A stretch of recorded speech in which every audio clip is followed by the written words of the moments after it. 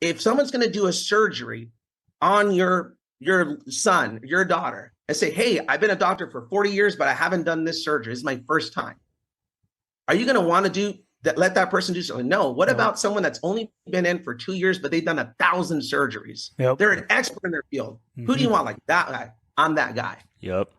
And I went from victim, sorry for me. What did I do? Like, man, if I can feel sorry for myself, or I can work on my craft and become so damn good that people started bragging, you need to meet this kid. You need to meet this kid. Don't look at his age. He knows this stuff and he's passionate.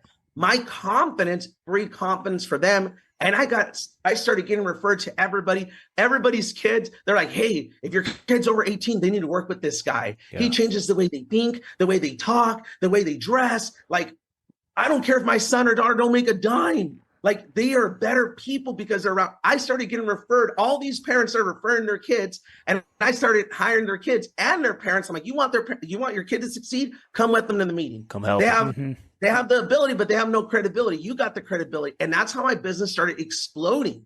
So Mario, go real quick. Go back to that time where you started beating yourself up. You have these times you get rejection. Someone slammed the door in your face, whether it's literally or figuratively.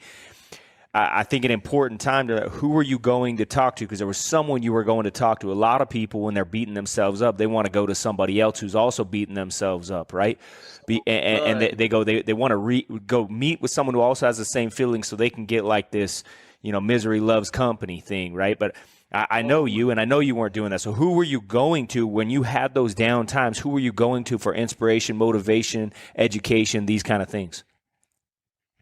Dude, you just gave billion-dollar advice, because it's not if, it's when I'm gonna be a billionaire. Yeah. And I'm telling you, what you just gave is everything. We go to people for the wrong count, the people that are doing just as bad as us, if not worse.